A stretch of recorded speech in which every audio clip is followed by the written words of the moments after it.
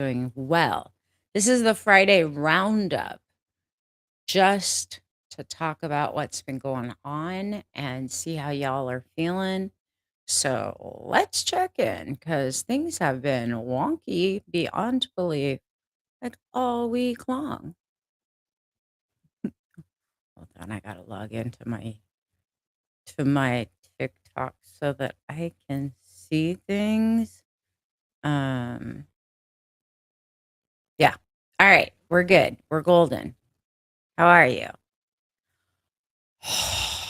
I hope you guys are doing well. I know that this week has been extremely challenging from a time perspective. I just made a video about it, but from a news perspective, there's a lot going on. And if you have been sort of feeling like you're pushing a boulder up a hill to get things done, there are actual reasons behind that. It's not just you, it's pretty much everybody. So I want to talk about that too, and just all the way around, like everything going on. It's been crazy. Like this week has been crazy, but today it's been crazy too. I'm trying to like get some moisture into my skin. Um, I don't know about you guys. Like I did a video about how wonky time has been, and every day it seems like it's getting more weird. Like the time thing, it's compressing. And I have not checked the Schumann frequencies. I know they've been going off the rails. I just have not had time. Um, I do know just from what Spirit's been telling me that time is definitely compressing. So it does feel kind of funky. Um, and it's like we're going through these weird little time warps. That's what it feels like. All I keep thinking is that song from Rocky Horror Picture Show. Let's do the time warp again because it feels like that. And I know I'm not alone because I've talked to several people, young and old, that are just like, what is going on with the whole time thing? Mr. Jeff, how are you, friend? So weird. Everything's on a delay as far as like seeing you guys come on. I'm glad you're commenting. I hope you're feeling well, my friend. Who else is watching? Let me know in the comments whether you're on TikTok or you're on YouTube or Facebook. Say hello so I know that you can hear me okay, you can see okay. I've been working on mad projects all week, and then I had to take a break and reshuffle some things in one of my projects, my final project in a 3 sort of piece project. It's a big project. Um, I and yeah, had to rework stuff. Like, and I was looking at the astrology and I'm like, "Oh, I get it." The energy right now is very like time it feels compressed, and it is. Energy overall feels compressed, like it just feels like we're not free to sort of move forward, move on, get things done at the normal pace we normally would. I don't know about you guys, I've had a ton of tech issues. Unfortunately, I had the entire season 1 of my podcast was on this cute little terabyte, 1 terabyte backup drive that I kind of flip flop between my big computer and my laptop. I had saved all of the episodes because I was editing them at night in my room on my laptop. And then I typically will upload it from my big computer once I've done all the edits. And that drive died or it's corrupt or something. But I've also had, and I don't know if you guys check this with your stuff, I've had several attacks to my network, our Wi-Fi network, and um since the last I was not updating Windows because the last several updates were really messed up and were messing up with my computer. So I paused updates. Nothing would load. Nothing would load until I did the updates. And I thought, okay, then it found my drive, but now it's saying that there's something wrong with my drive. And I'm like, I don't know if I believe you. Like, I don't know if I believe that that drive is corrupt or you're just being a jerk, Microsoft. So, I spent a good part of today moving all of my emails around and putting them into a new Gmail account because I'm tired of Microsoft products all the way around. It's one thing that you have to have a Windows computer and Microsoft OS, but every update that they have done in the last several months has been a mess. Have you guys seen that? Like, are you experiencing that?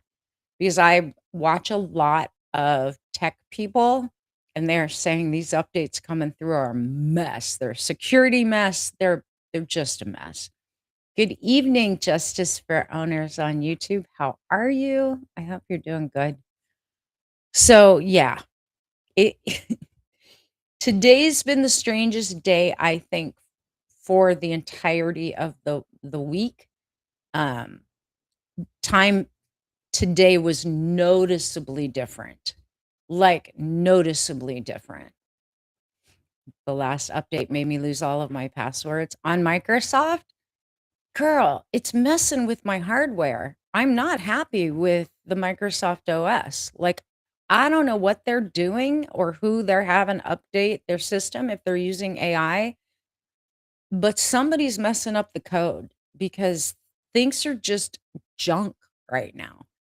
And I'm questioning moving to Linux, but then I saw that they are trying to get rid of Linux because they want to spy on all of us. That's the way it comes down. I mean, I disabled my OneDrive, my Microsoft OneDrive, because it just saves everything to the cloud. And I'm like, y'all don't need to be knowing what I'm typing on every single thing. You were laughing at what I posted. Oh, the Jimmy Kimmel thing. That was funny. I had to post that. I downloaded it off TikTok and posted it because it was so funny. I was rolling. Yeah, the full moon was on the 6th, I believe, if I remember right. But the 6th right now, I'm looking at my calendar above my desk and I look and I'm like, the 6th was on Wednesday. However, the energy just feels so weird. Tell me on TikTok, you guys feeling it? Are you feeling this trippy compression of time? Are you feeling out of whack? Because today was the worst. Like today, I literally, um, it was like 4 o'clock, quarter to four. I was sitting outside my dozer. I broke my bug lamp, or my bug lamp broke. So my dad was trying to fix it. He always looks for projects. So I'm like, I can just buy another one. He's, no, we're gonna fix it. So he fixed it. And then I went in the house to get some water and go to the bathroom. And I look at the clock and it's 4 o'clock. And I'm like, there is no way. Like, I've been working since 7 this morning. So you would think that I would be tired. I'm not that like recovered from all of the chemo and all of that. So the fact that I've been working since 7, did a biomagnetism client at 10 a.m. my time. It's now 4 o'clock and I've gotten so much done. Like, I don't know if you guys are on my mailing list. I sent an email, I wrote a blog, I posted on Substack, I sent out a carousel on Instagram and Facebook. Like, I did a lot of stuff today. And I made a video on TikTok. But like all of that being said, I looked at the clock at 4 and I'm like, it should only be like 1 o'clock noon. And I'm looking at the sky at 5 and I'm like, the sky looks like it's 11. Now we have had overcast skies for days. Here in Texas, it's been in the 60s, which for May is very unseasonable. So climate is changing, time is changing, the economy is changing, the job market's like everything's changing. So, but then, and y'all know I full into astrology. So I've been checking my transits because I'm trying to get aligned to when things should be launched, when I need to be doing stuff. And literally my chart specifically says like this time we're in right now, it's highly energetically pressurized for everybody, but specific areas in my chart where it's hitting is in getting stuff done and launch. Like, I'm not in a "you should release it to the world" period. I'm in a work on it period, but the work is like I am redoing things no less than, and it's happened for the last month 3 times. Like, the blueprint quiz or the archetype quiz I just released for free, your income archetype, that I redid 3 times, 3 times. The blueprint I redid 3 times, and now I'm working on the final leg of that, which is my architecture foundations for people who are starting businesses. I'm on the 3.5 iteration, like, I'm halfway through a 4th iteration and update. I am a little bit of a perfectionist, but only a little. Like, I'm a Sag, you know? Like, I'm good at moving fast, but for whatever reason, I've become super anal in the last month. Part of that, I think, is because my brain is coming back online after not having access to it, like not being able to think clearly, not being able to think in a linear fashion, in a whole big picture fashion, and then put things together quickly. My brain has been gone since April 2024 and starting, cancer treatment. But even before that, in 2022, I started to get sick and my thinking started to slow down. And if you've had cancer, y'all know what I'm talking about. Or if you've had chronic illness, you know what I'm talking about. There's this moment where that's when you started getting sick. You couldn't think straight. Your energy dropped. You're getting tired all the time at the same time of the day. Like, been there, done that. It's taken me almost a year. It took me about a little over a year to get my brain back, and detox enough of the toxins from chemo, from radiation to bring my brain back online. And it is now starting to come back online, like almost normal, not quite 100%, way better than it's been in probably 3 or 4 years. Um, and I'm grateful for that, but it's just been, oh my God, what is happening? Because as sharp as I am right now, I've got this energy that feels like I'm pushing against this invisible force, and there's nothing you can do but keep pushing. I looked at the clock the other day. Hold on, let me see this. I looked at the clock the other day and it was one time, looked again. I was hours off. That's what I'm saying. It's like time warp. It's like time loop. I don't even know. I don't even know how to explain it because it is the weirdest thing. Weirdest thing. It's cold in New York. The gas here in our little town jumped from 4.65 to 5.05 a gallon today. Oh my gosh, Jeff. I'm going on a road trip to New York in June and then coming home and having to go back in July. Um, Way cheaper than flying for 3 people. Well, actually, there's gonna be 4 of us all together who are traveling the 2 legs, but 3 going there, me coming back, me and my son-in-law going there, and then all of us coming back. Um, Plus the little touristy stuff that we're gonna end up doing when I visit Bella and my foster daughter in Virginia before we actually get to NYC. Literally, I'm calculating, and from when we first started to plan this trip at the end of February, when my granddaughter got accepted to American Ballet Theater intensive, to now, the cost, the like estimation just for gas, just gas, the cost has gone from it costing me about $800 for both legs because I have a hybrid and I get like 38 to 40 miles per gallon, like really good gas mileage, to now being well over 1,200 to 1,500. And that's guessing at what gas, because Virginia, the gas prices in some places are well over $6. And then you got to worry about all these other places along the highway, and then we're taking certain routes because my daughter said, "There's a serial killer on the loose on Highway 40." She's like, "We're not going that way, and you can't go home that way." And I'm like, "Oh my god." There's so many factors happening right now. And she asked me the other day, she goes, "Should we cancel?" And I'm like, "You lose all that money for your Airbnb and Addie's Ballet Academy." I'm like, "If she turns this down, they will never, ever take her back." Like, it doesn't matter how many times she auditions again. The fact that she got in her first year of formal ballet training is so incredibly good for a 13-year-old. They see talent in her. I don't want her to miss this. And her astrology chart says this is going to change her life, the trajectory of her life. Like, she's going to grow. She's obviously in puberty at 13 years old.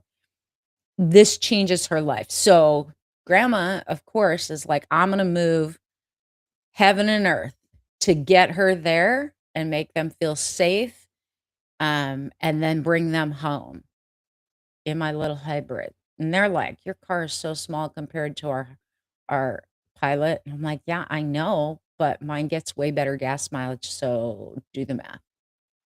Do the math." I mean, if y'all have to take your Pilot, that means I'm driving your Pilot home, and I'm not so keen on driving that big ol' thing. I like my little car. I like my little SUV. But so for those of you who have graduations to attend in the next few weeks or months, um, and you're worried because you can't afford to fly, because airline tickets have tripled since we were trying to decide, right? There's no great Amtrak deal to go from San Antonio all the way to Virginia. You have to make all these changes because I was like, we could get a sleeper car, right? And then none of us are burnt out. We can't stop to visit places. I kind of want to see New Orleans. I've never been there. My friend who lives in a suburb outside New York filled her car yesterday. Paid almost $8 a gallon.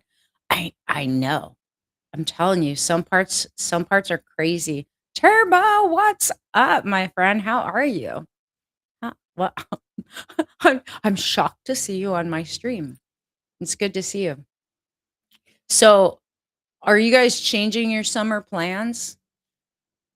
I've changed so many plans and delayed so many things.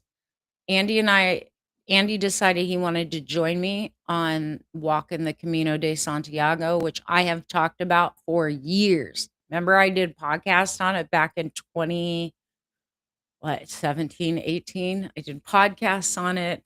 I talked a lot about it, and then I got sick and moved. I moved, then I got sick, and now I'm recovered. I thought, I'm going to go walk the Camino as a declaration of I'm healthy and let's go, right? You're doing well, you're working. Good for you. I hope you get lots of money tonight.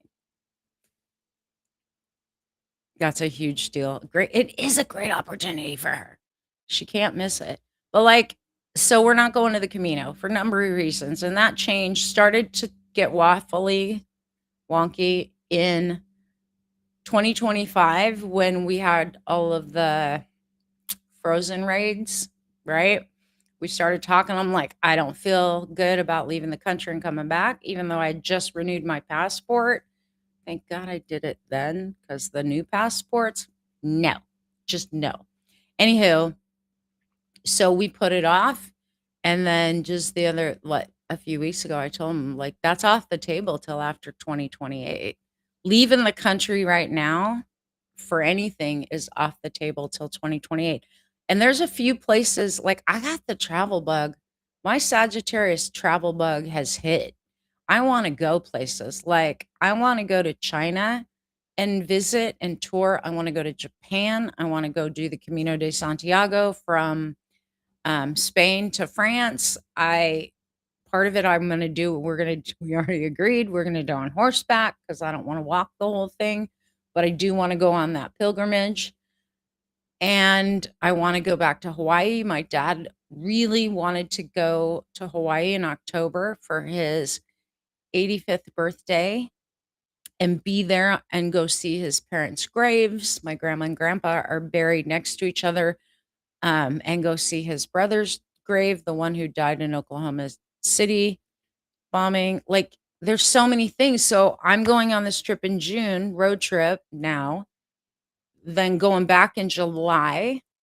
And then we were supposed to go in October. I said I would go with him. He doesn't want to travel by himself, even though he's got discount airline tickets because he retired from Alaska Airlines. He's like, I don't want to travel by myself. But now he doesn't even want to go to Hawaii because of everything that happened. And because the prices are so high. I'm 90 miles north of NYC and it was over $5 for premium. Yeah, I've heard from a couple of my clients in Virginia that there are gas stations charging well over 6, close to 7. So it and then my cousin in LA was telling me gas is they're gouging, right? So I gotta go. Like I'm taking Addie regardless of what happens. It's just gonna tap my savings account a lot more than we were hoping. We were doing a fundraiser. It's still open, but we really haven't been pushing it because Brindy doesn't like to share my granddaughter's photo or videos online. When you have had SA in your life at a young age, you as a parent, you become very, very hyper protective, and I completely understand. And she's like, I just don't want people getting all up in her business and then knowing, all these things that are strangers. And I'm like, no, I get it. So, to the few of you who did donate, you have no idea how appreciative we are. Um, Addie's just, Addie's in burnout right now too. And she has her spring recital tomorrow. Dancers, ballet dancers, the dancing world in general, because the same thing happened when she was just doing like regular ballet and lyrical dancing and jazz and tap and acro. At the end of the season, she just burns out, right? She's in burnout. Like she's having, and the last week or so, tell me in the comments if this is true for you. Everyone's been hyper emotional. Did a video about that too. And there's a reason. The energy's just set that way all the way through the middle to the latter part of May. It's set that way for a reason. We can talk about that if you guys have questions. But so you add the emotions on top of physical burnout and stress and pressure. And then she knows New York is a month away, like little over a month away. And she's afraid, like, you guys wanna talk imposter syndrome? Even 13-year-old dancers get it. Like, she's thinking she's not good enough. I'm like, "You have to audition to go to this intensive. They don't take every kid. Hundreds of kids auditioned. You made it in." Like, they see something in you, and the Misty Copeland, that was her story. Do you guys know who Misty Copeland is? Famous ballerina. And at 13, she got accepted into ABT and it changed her entire career. And now she is a very well-known ballerina. And I think the first black ballerina that like made it as high as she has with international fame. So I'm super excited for Miss Addie. I think she has to do it, right? So gas prices or not, all of us adults are moving mountains for that kid right now. And no one ever did it for me. And I did a lot for my girls as a single mom. But, you know, I was going through a lot when Brindy was in dance and she did point and ballet ballet. Bella was in dance, but she really decided she wanted to do ice skating later. I did what I could. And where we live did not have the opportunities for dance the way Texas and Seattle do. And she's at a very like one of the best or better schools here in Texas, and all the dancers that come out of this school, this academy, tend to end up professional dancers.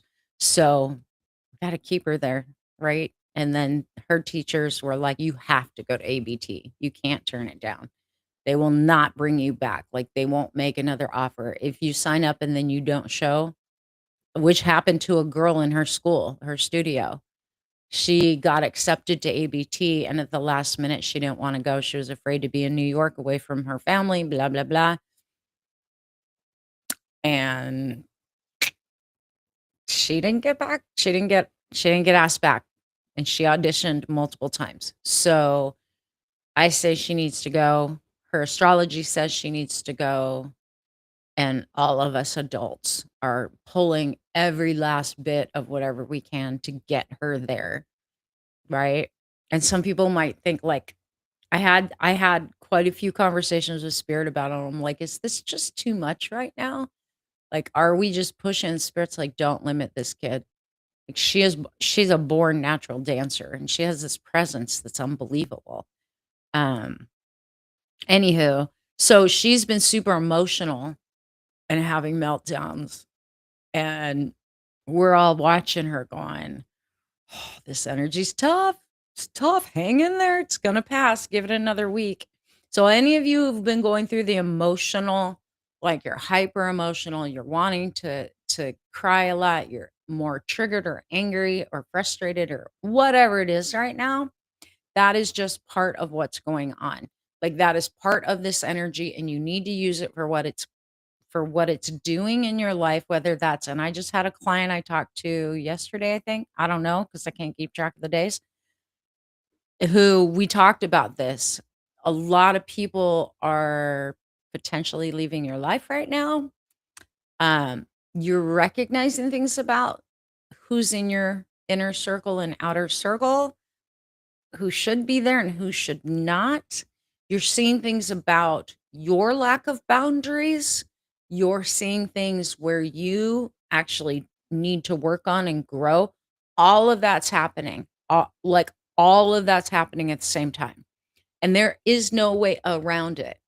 The people who do not face the stuff that's coming up right now in the way of you need to change, you need to grow, you need to cut, you need to set up more boundaries. Like anyone who's not working on themselves right now, June 2nd, when Jupiter hits exaltation in Cancer, are not going to get the reward. The ones that are doing the work right now, come June, the universe shines upon you in a great and wonderful way, and things will start to line up for you again if it's been hard.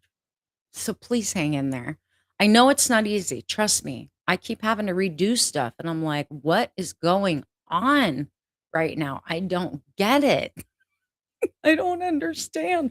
Why does it have to be so hard? And I'm not emotional, but it's been crazy. My hair is, I just realized how, like, looking in the camera, how much my hair has grown in the last couple of weeks. I started taking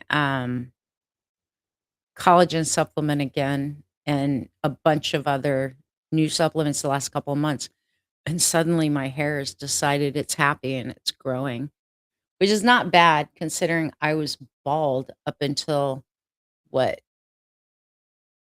September was my last, September 20, wait, no.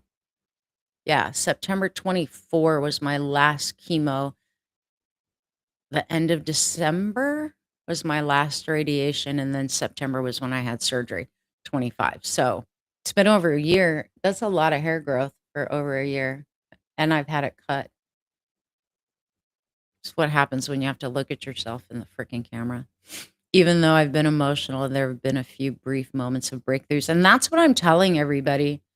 Like, the emotions are going to give way to breakthroughs, insights, revelations that create massive amounts of growth in the upcoming months. Now, remember what I said about the people not working on themselves right now are going to have to pay the karmic bill, basically. Like, that's what this all means.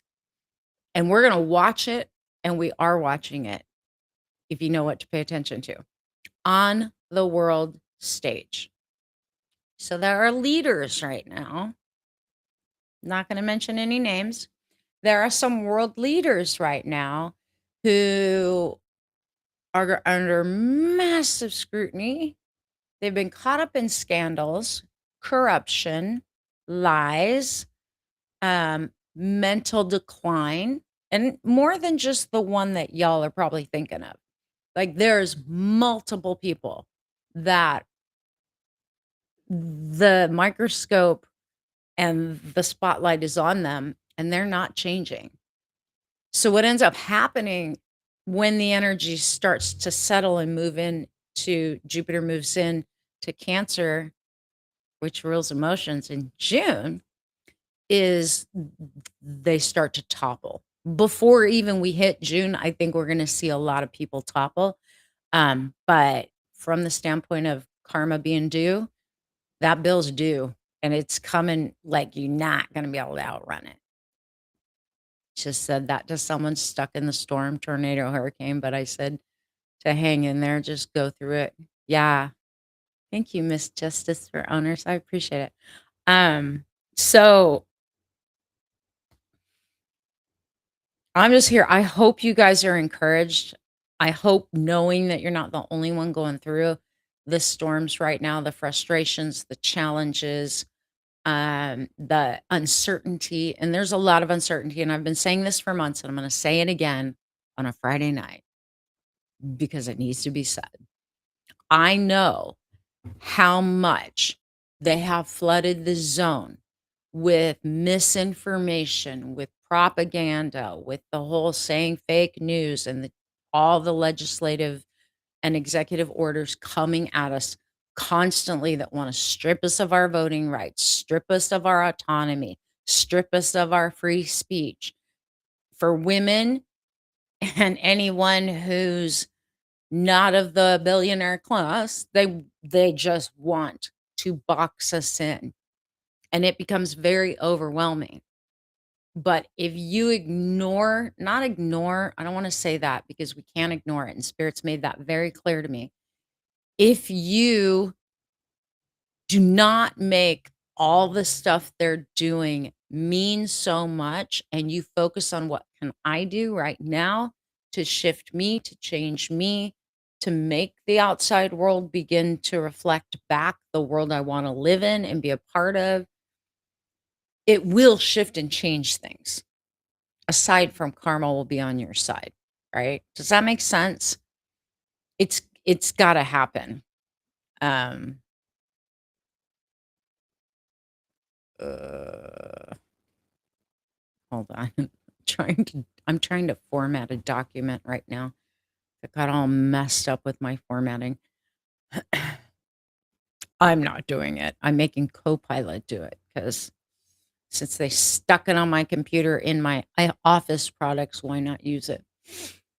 Anywho, so what do you guys have going on? What's up with you? How you feeling? Do you have questions? Do you have things you want me to address, ask spirit about, talk about? Um, I just posted a bunch of stuff up today about the job market, and spirit keeps telling me, literally, and I've been working with clients now for a few months that are making the transition out of salaried positions and into working for themselves, and they're scared. People are scared. If you've never been self-employed, it's a little scary, but for someone who took the leap over 30 years ago, I can tell you it's well worth it. How do we cope in the next few months? Do your inner work. What's coming up for you? And don't like you got to force yourself. I'm going to tell all of you this. Y'all listening? Type yes in the comments if you're paying attention to what I'm going to say next. Because this is the most important part. And it is not the easiest part, but it is the most important part. Anywhere that you recognize you've locked into certain routines, certain thought patterns, certain behaviors, daily, weekly rhythms that you don't think about. You just kind of you muddle through, right? Catch them, Write them down. Work on breaking them. We have to change our familiar, our routines, the things that are so ingrained in a default kinda autopilot way. We have to break those right now. That is what is being demanded for several reasons. Let's see if you guys can guess why the universe would want us to do that. Y'all are smart. I know you are. So I don't want to always give you the answers. I want you to tell me, why do you think that we're all being pushed to break routines, pay attention to where we're in on autopilot, or just tuned out and just doing the same thing day after day after day, thinking the same thing, saying the same thing, not anything new? Why do you think the universe would have us there? Because there is a reason.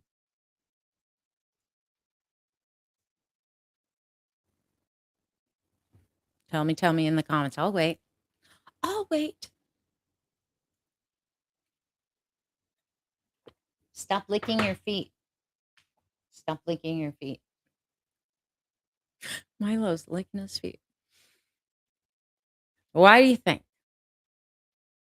Why do you think? So you are receptive, hey, Dennis, to new information. That's one of the reasons. Yep. So you're receptive to new information. That's a good one. That's one. There's several reasons right now. Think bigger and broader too. Think like big picture. Think Earth. Think life. Think humanity. Think galactic, cosmic. Think all of that to prepare us for the bigger storm. It isn't to prepare us for the bigger storm per se. Maybe that's part of it. Hold on. Let me explain what they're trying to tell me. There are bigger storms and more storms coming, but that's not why they want us to break out of routines. They literally, those of us who are paying attention, who are seeing what's happening, feeling it, paying attention to the impulses and insights, and even tuning into information like this, right? Y'all, whether or not you see yourself as a leader, you are on the leading edge. Therefore, you become a leader, whether that's a thought leader, uh, I don't want to say rebel, but revolutionary is the right word. You become a revolutionary from wherever you are, and that energy begins to ripple. Exactly, justice for owners. The systems, the paradigms, they're changing, but they can't change on their own. You know, people wait for God to fix it, for the universe to come in and wave a magic wand and it's all better, no consequences due, no karma bill coming. That's not the way reality works. And if you understand universal law, you should know that. But there's a lot of people that are like, oh, God will take care of it. No, God can't take care of it. God doesn't interfere with free will. We have free will. And when the majority of people are tuned into only what's good for them and they don't care about anyone else or anything else or any other beings, including the earth, then something gets pushed and we need to change.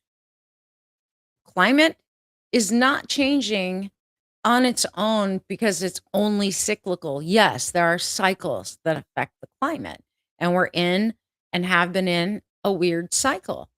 The Kali Yuga talks about it, right? Um, yeah, talks about it.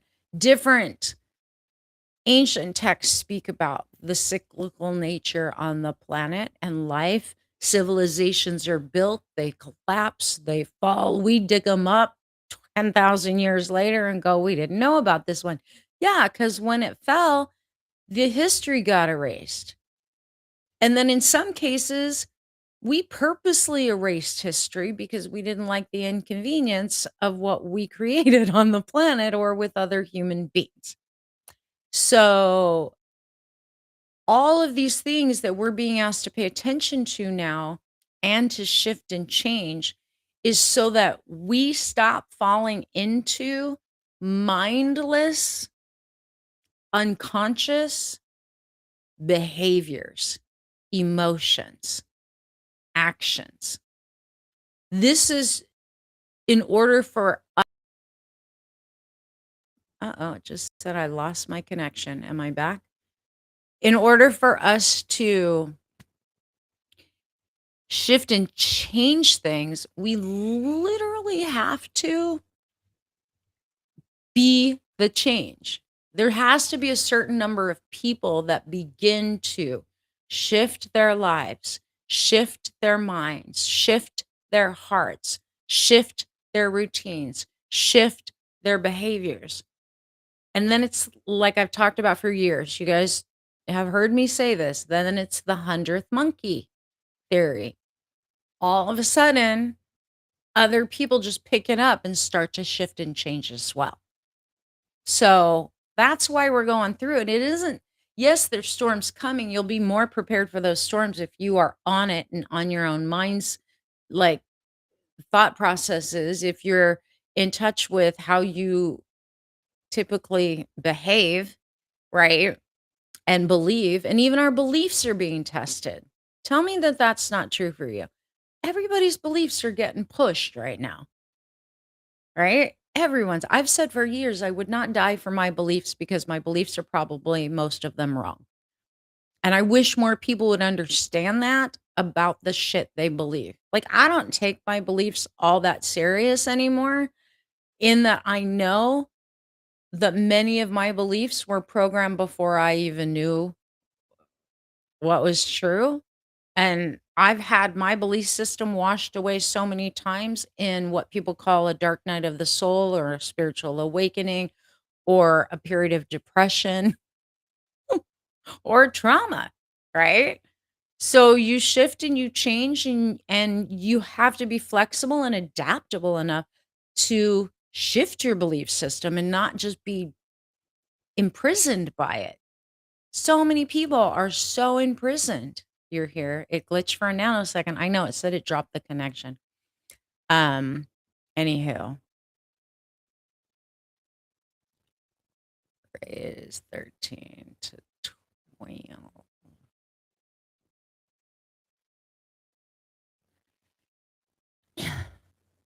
So yeah, new information. There is going to be a lot of new information coming through. There has been new information. I just don't think many people are tuned in enough on a consistent basis that they're getting the information. I'm not saying everybody. Like, you might be one of them that's been receiving new information, and if you are, let us know, because hell, that's super cool. Um, there's a few of us, right? The disclosure thing is kind of an interesting deal, the whole alien disclosure thing, and then bringing a bunch of religious leaders in to talk about it. Do you guys know why they're so afraid to bring the whole alien deal into the light? Do you know who's most afraid? Because the government's like, "Ah, it's gonna blow people." Like, they've been hiding it for years. So why now? You guys know, like, who's most afraid of that information coming out and why? I'm curious if you guys know. I have my thoughts on it. I know what spirits told me. Um, so little Mr. Milo sitting back there. Oh, I've been this chair is just not my friend today. So yeah. Do you know why they're so kind of not wanting to talk to us, but let us know all of the stuff they know?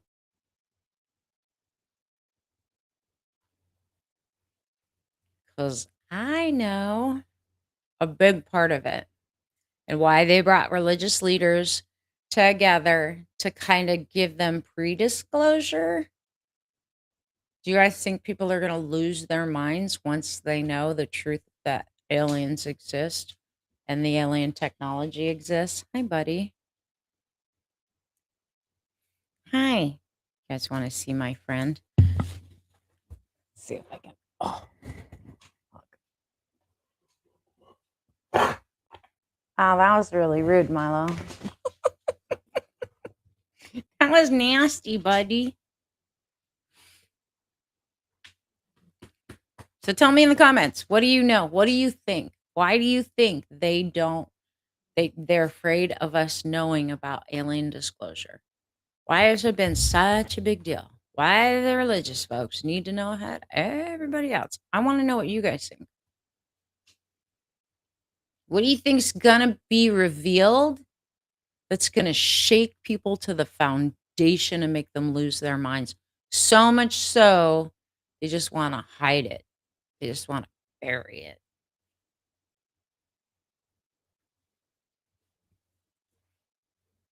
Y'all aren't no you have no ideas? Come on, you guys. I wanna exchange ideas with you. I don't wanna just talk, like, ha have a conversation with me in the chat. Just curious. The government meant to control us. Aliens walked among they've walked centuries, I think, from the beginning of time, honestly. But if you think about because look, remember, before Rome, whether it's the Egyptians or pyramids in Mexico or all these other places, Peru, Brazil, even places in the Grand Canyon that they've uncovered. What's the significance? First, that they're real. Second, that they're running the world. There's that, Dennis. But think about like how how many of the writings on the walls, the drawings. I know he's just funny. Um, the petroglyphs showed aliens. So before the Romans, before Christianity, the indigenous people knew. The Navajos have stories about it, right? Like long, many tribes, whether they're Indian tribes or the what is the name of that tribe in Africa? It starts with a D. It's like Dojo tribe. They've got like ancient stories about aliens and beings from other places, but the Navajos absolutely Dogon, that's what it is. Thank you, Mr. Dennis. They've got stories about it, right? Yes. That's exactly what it is, Miss Justice for Owners. Like that the thing they're most afraid of is they lose that religious control because now we're not talking about a Christian God anymore. We're not just talking about like a man who hung on the cross and that's the end of it. We're talking about the source energy. And what have they been calling demonic for years, right? For years. Anything that has to do with anything outside of their little book and their dogma, their doctrine is demonic. Lo and behold, and I'm not saying that there aren't some demonic style aliens because God knows there are. There are bad ones. There are evil intentions, but there's helpful good ones too. Yeah, the symbols are unbelievably obvious. So I think they called them all together, all these religious leaders in the United States together to kind of give them a little rundown. Um, maybe to try and come up with a plan of how we're still going to hold on to control and how do we make that narrative work, right? The thing that we've been saying all these years that isn't true, how do we make that work? Because the higher level beings or higher vibrational beings that actually have some things to offer humanity in the way of avoiding catastrophe and stuff like that and steering us off course from where we're heading right now, which is not in a good place. I think they called them together to try and find ways to weave the story better or make excuses. Um, I don't know if that's gonna work because for years, Spirit told me there would come a time when people would be leaving religion in droves, and while we've seen some of it in the last year and 4, 5 months, um, because of the political scene, I don't think we've seen it at the number of mass migration out of the church. Mother Nature, the great mother. Exactly. I mean, look, the whales are teaching us things. I don't know if you guys follow what happens with the whales. There's been a lot of whale movement, deaths, dolphins, there sharks disappearing from certain regions because there's no food.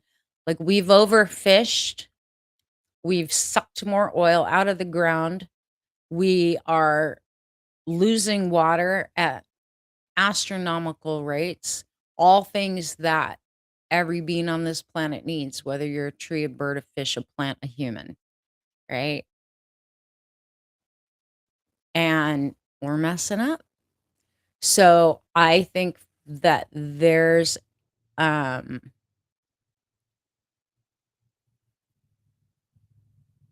I think whoops, hold on. I think that there's more to come in the way of revelations and a ton of messages. Now, do I believe all of the alien channelers?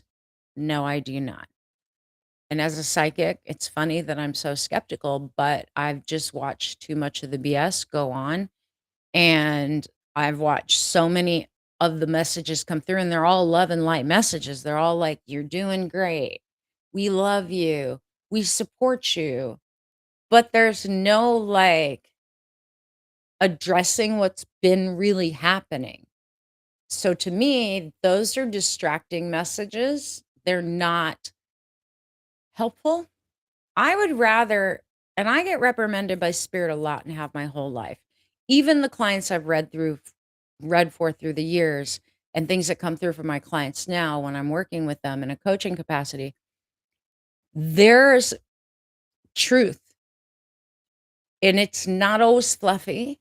It doesn't always feel good, but it always has a higher purpose behind it that helps someone become who they really are and who they're meant to express in this life. So whether that's become a better parent, become a better human being, become more loving, become more heart-centered or open instead of guarded, there's always correction offered when it's needed. So why is it, and so I would love to hear what y'all think about this. Why is it then that all these channelings that come through and just go viral because people want good news and want to feel good and have their pillow fluffed and be patted on the head? Why is it that none of those messages are corrective in nature or provide guidance to avoid the pitfalls that we're actually walking through right now? Why is it that when Bashar was like making his, if you elect the man, you're going to war, we can't tell you more than that. Why can't you? Why can't you? Or didn't you flat out say if you elect that, you are electing more corruption and more lies and more wars, more than you've ever seen? Why didn't you say that when you did your big channeling that everyone's like, "Oh, Bashar, you're so wise," and all these other Federation of Light channelers? Why have they not provided warnings? Because I've been getting the warnings for years, and I've been giving them for years. And a lot of people are like, you need to focus on love, sweetie." I am focused on love. I love my life and everybody else's enough to tell people, "Hey, we're going down the wrong path. We gotta clean it up and speak the truth and not some bullshit that makes everybody feel good." And I just do what I'm told because I know what I'm here for, and I knew this time was coming. I wrote about it in my book in 20 that I released in 21, messages I got back from 1995 telling me exactly what I would be doing at this time. Did I know it was gonna be 2026? No, I knew it was gonna be far into the future, and I had a little understanding of what it meant, but really could not have imagined we were here. And the vision that I had then, the way it's playing out now, I thought that vision was horrifying, but now that we're living through it, I think this is worse than what they showed me then. For the longest time, I thought, I can't see us going through that kind of stuff and people acting like that, tromping on top of each other and me, and only care. But like, I can't see that being that volatile. Mind you, this was in 1995. Things were still cool because they truly don't know a damn thing. That's possible. I mean, but they got big followers, big followers. Little old me, people don't want to hear the truth. And I hold back more than I ever even say. I hold back. I wait until spirit pushes me and says, you got to talk about it now. You got to write about it now. Do you guys think that there's any coincidence of why for all these years I've been focusing on helping people get through their trauma and PTSD? I didn't walk away from that. I want you guys to know that.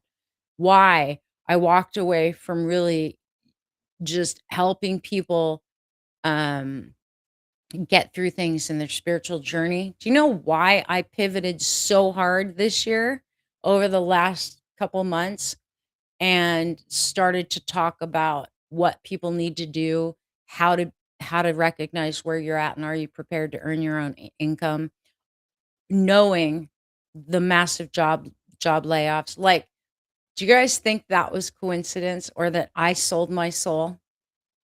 I'm a sellout. 'Cause this is spirit directed, but I'm curious to see what you guys think looking from the outside in of why I'm pivoting harder on my focus right now to offer things to people that need to like start to work for themselves or earn money. Like, do you guys think it's weird? Curious what you think. Because there's a message there that I think a lot of people do not recognize as an actual message from spirit. Um, and I want to see if you guys recognize what's happening. Like a lot of people just think I just, do what I do. And everything I do is directed by spirit. As weird as it may sound, I do things when spirit tells me to do it. Sometimes I'm resistant. Sometimes I fight back. This time I was like, you're right. You're absolutely right. Because I've been highly focused on health, helping people with natural health stuff. I've been highly focused on helping people get through their traumas, learn how to create their lives intentionally, learn the charm life path process, be able to manifest things really quickly and in alignment. That has been my focus for so many years. And as we got closer to 2026, Spirit said, get ready. You're going to make a pivot. You're not walking away from those things, but you are going to make a pivot. We need you to do something different. So get prepared. So I've been studying and watching many things, and you guys probably have noticed even my content has changed radically from what I normally put out, right? I've gotten very vocal about the policies and politics happening in the world and how destructive they are to everyday working people. If you're not of the Epstein class or the billionaire class, same class, um, if that's hold on. I got trying to tell Copilot, check, check, check. If you're not of that class, then They're coming for you. They may have started with the brown people in the little ice raids, but then they went after anyone who wasn't of the gender or sexual persuasion they liked, or nuclear family that they like, with the religious background that they like, or women. Like, they just and now it's like disabled people, poor people, old people. Like, the list keeps growing. It's insane. There's been so many job cuts all the way through 2025 and into 2026, and they are telling you that it's because of AI. It is not because of AI. That is an easy out. Do you guys understand that? That's an easy out. It's AI.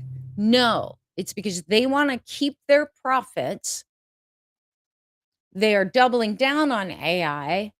Yes, but AI is not at the level they say it is. It is not completely autonomous.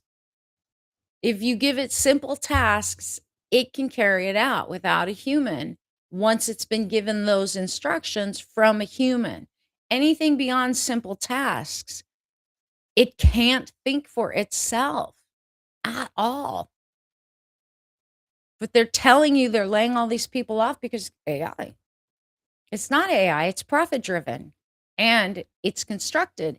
And if you read Project 2025 before 2025, y'all know the plan was to eliminate accessibility of education except to the billionaire class, the rich people. Get rid of immigrants. Really, it has nothing to do with immigrants, because the orange one's been married to nothing but immigrants and have children with those immigrants. He himself is what? Second generation American? Shit, my family's been here longer than his in Hawaii. Like, people who listen to spirit are often called crazy, but it feels good to follow spirit. Yeah, times are not normal. Yeah. I could also feel it coming, and people need to do for themselves. Absolutely. Like, any okay. So AI is the scapegoat, Dennis. So when spirit told me I was going to pivot, I didn't last year. I had no idea that it was going to be where I am right now. Over the last couple months, in really focusing on trying to offer things based on the skills that I have as an entrepreneur and the experiences I went through when I lost a job unexpectedly and then just said, F it. I'm done. I'm done with someone else being in charge of my income and my salary, and took a chance and started my own business, and then started another one and another one and then another one after that. And that's the business I'm in now and have been for 26 years. Literally, I know the feeling of shock and fear when everything you thought was secure and stable gets ripped out like a rug underneath you, and you realize I'm in a free fall. What do I do? Right? Because lots of people are in it. Truly, lots of people are in it. I'm trying to find that comment that's showing on the screen. I don't know where. Oh, there it is. Oops. No, no. Stop. Stop. No. What is going on? I just want the comment off. Like telling me to block you, Miss Justice for Honors. If you're not indigenous, you're an immigrant. Oh, well, explain that to the folks that are running things. Um, and you know what's messed up, historically speaking? The people who founded this country came from Europe, destroyed the lives of the natives here, brought in immigrants from every country to build their railroads, to work on their plantations, to do the jobs they didn't feel like doing. And then when the job was done, they either rounded them up, put them in detention centers or camps, kicked them out. Like, this is our history. This is a repeat cycle, what's happening right now. And most people don't know our history properly because they just conveniently edit it out of school. AI makes tons of mistakes. A human needs to check over the absolutely. And you got to be careful because AI will erase shit too. He is a second generation racist. I love that. Okay. Let me behave myself. So, spirits told me for years that this was coming. In fact, back during COVID, if you remember, and I'm sure you probably do, Justice for Owners, I was telling everyone, like, people are going to be working more remote, right? And that was going to stick. Like, office buildings weren't going to be needed. Companies are going to realize that they can run their operations globally and have employees from wherever they want them. And we literally started to see that move amplified and stick post-COVID. But then when they wanted to get rid of a bunch of people in the last, 2025, end of 2024, it was, okay, you got to return to work. We're going to make policy now. You have to come back to work, come back to the office. They didn't do that because they needed people in the office. They did that because they knew certain people would not come back and they could just cut them. And that was the beginning of the layoffs and the cuts. You're laughing. No, I was trying to take that comment off the screen and this whole thing came up that said block user from commenting, block user from YouTube. I'm like, what? No, I just want the comment off. I didn't realize it was still on. Anywho, because I can only see part of my screen because I have TikTok on the other side so I can watch those comments. 'Cause TikTok doesn't pull the comments in the way that Facebook and YouTube do on my restream. Anywho, so yeah. But Spirit told me back then too, once this move started to happen, that we were going to go through a contraction period, a compressed period economically, and that we would have the messed up things going on that the corrupt would lead. I mean, thousands of years ago, do you guys know what the Tui Batu is? Have you heard of the Tui Batu? It's an old Chinese prophecy that goes way back.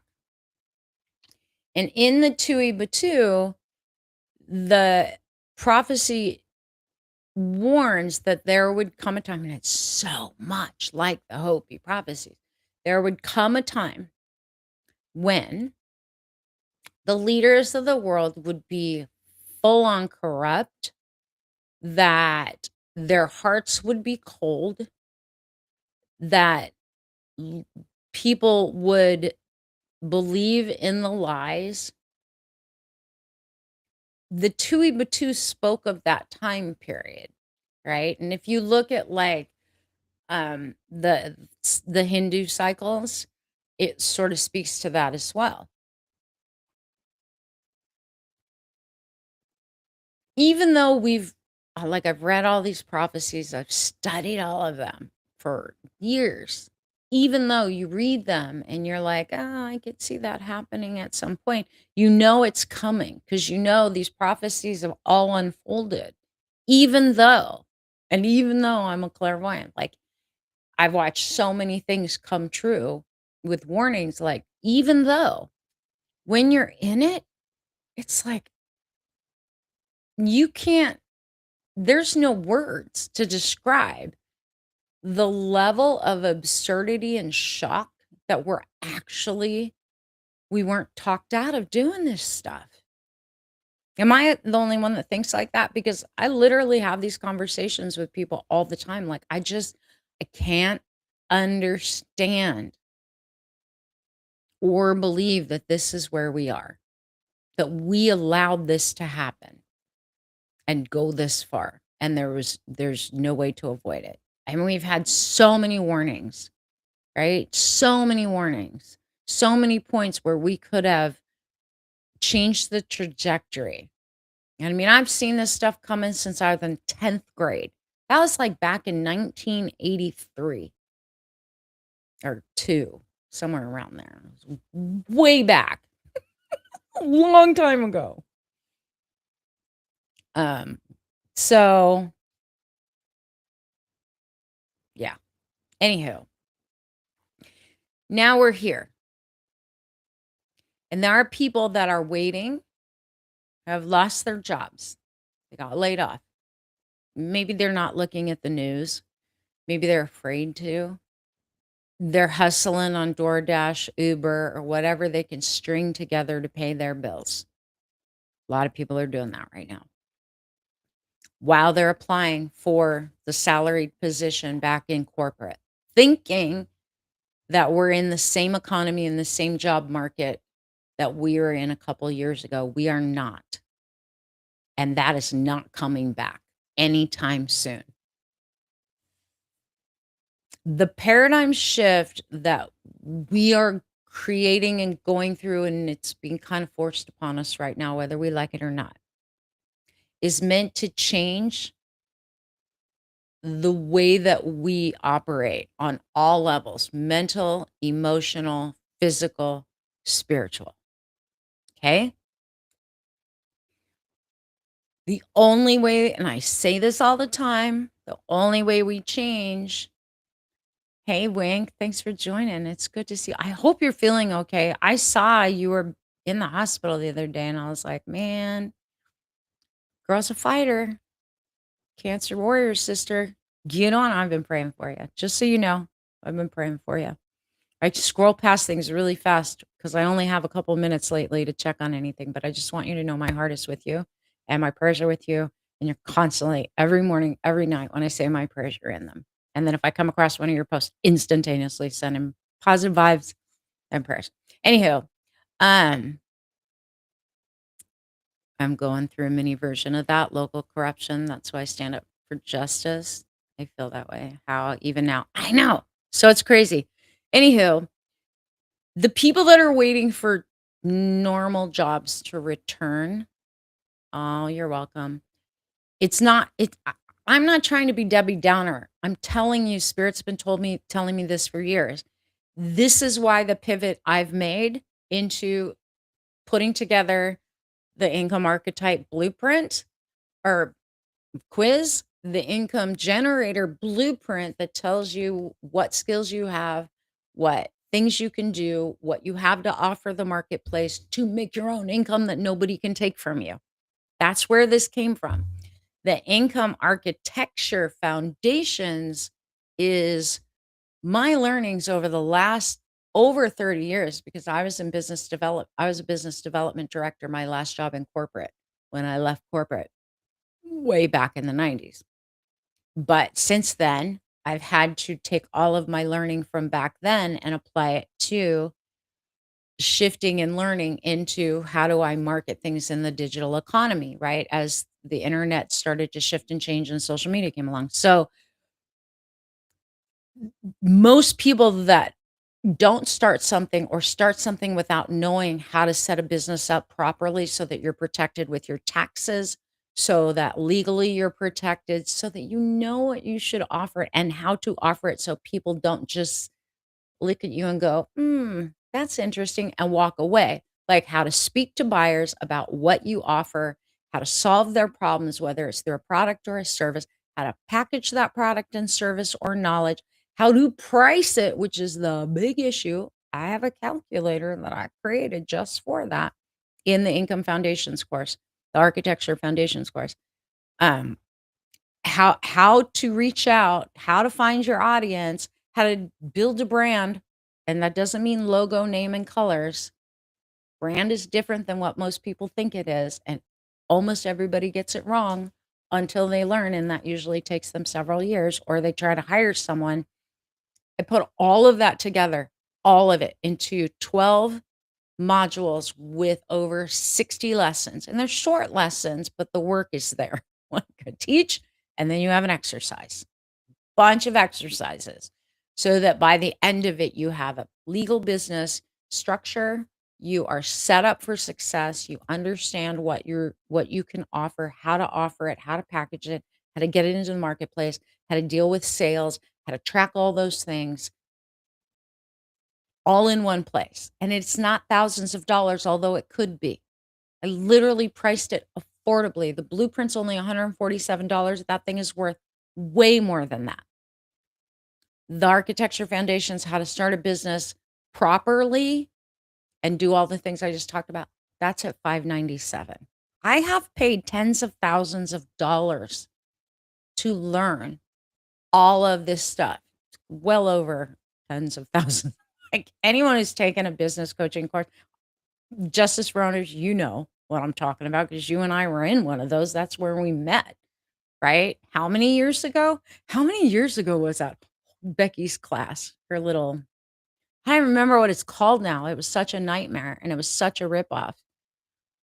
That was years ago. God bless. When was that? Like 2015, 2016?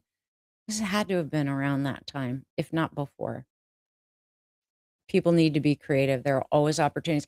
And that's the thing that I've been trying to say to people. And a lot of people don't really get what I'm saying when I say being laid off, losing your job for whatever reason.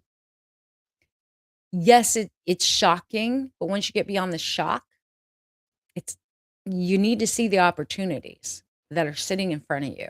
We've just all gotten very comfortable and programmed to believe that industry and corporations are our answer.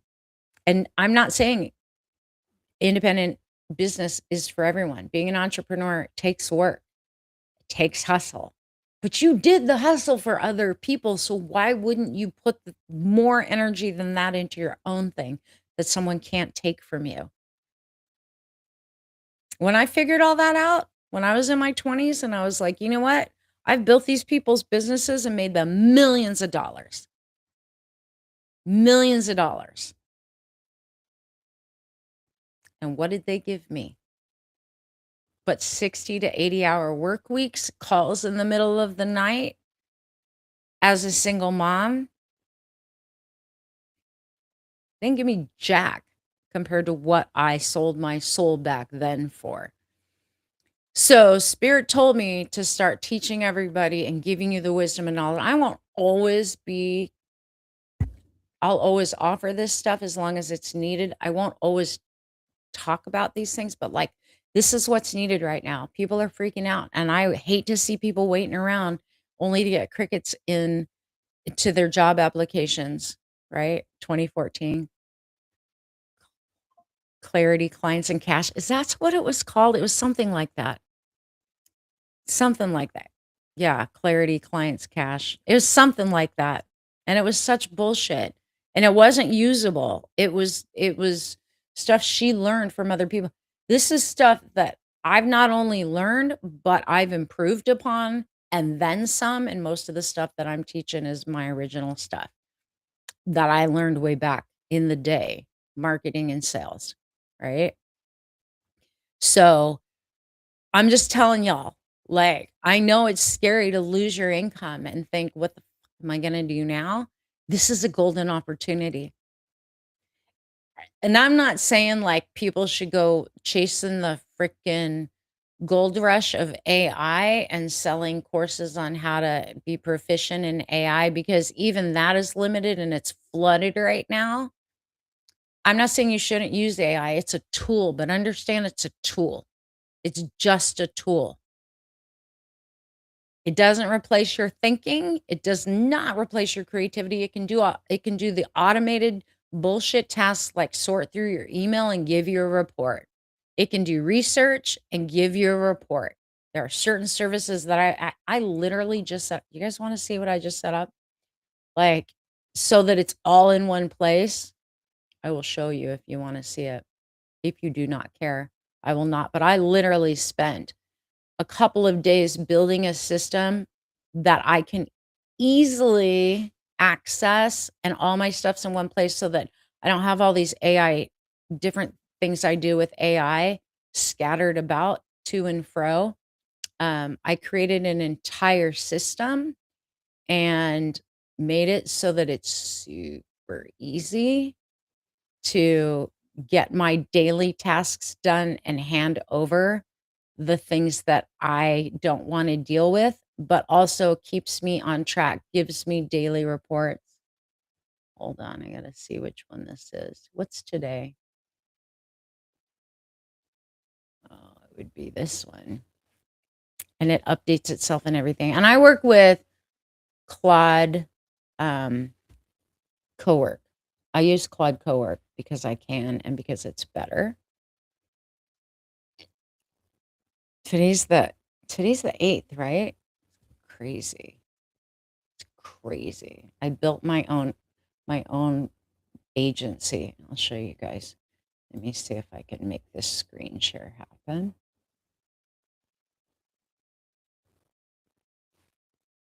And see if you guys probably can't see it on the TikTok because it's too big, but I can probably make it slightly smaller. Can you see that? Um, I built this entire flow.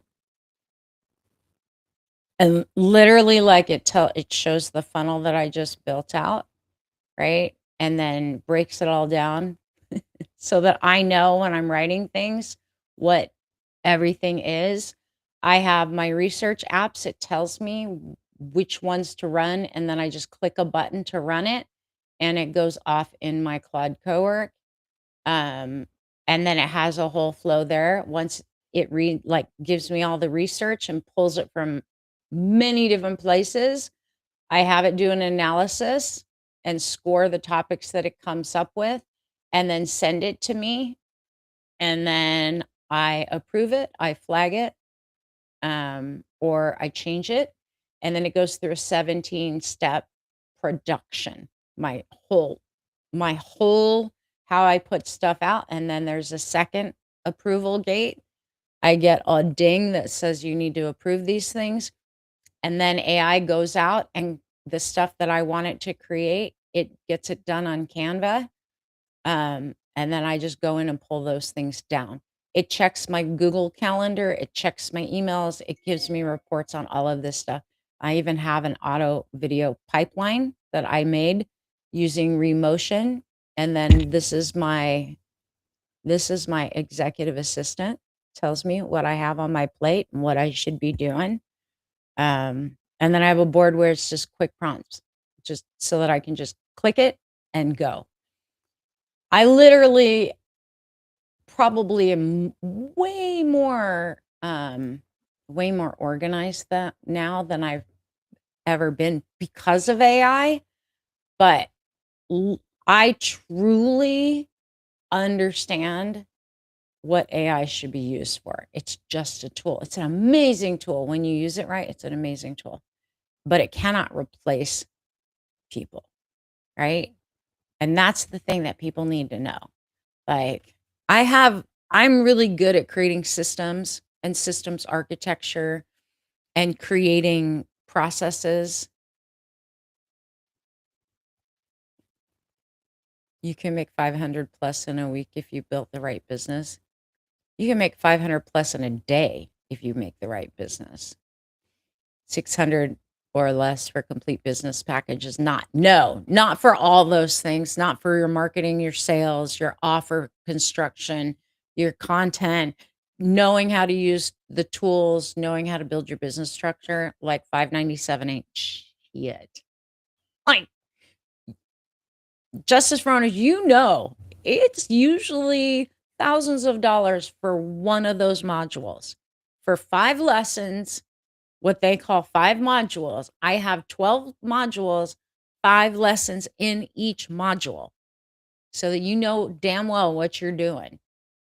And by the end of it, you have a 90-day roadmap with action steps of what to do next, what to do next, what to do next, right? So, um, and I'm gonna tell Andy I'm on live right now. A lot more efficient than my spiral notebooks. And that was the thing, like, I have the first thing I did on Monday was, like, I sent cowork into my Google folder and said, "You need to organize everything," and then I sent it into my Dropbox, and I'm like, "Do it again?" And then when I was working on this project, like, "You know what? I'm trying to do content and keep up with blog writing and video content and Instagram freaking image posts and research and all these things." Part of that system I set up a week or 2 ago on my research end so that it was doing all my research for me. But then I was realizing, like, these things would end up in a folder that I never looked at because I didn't have time.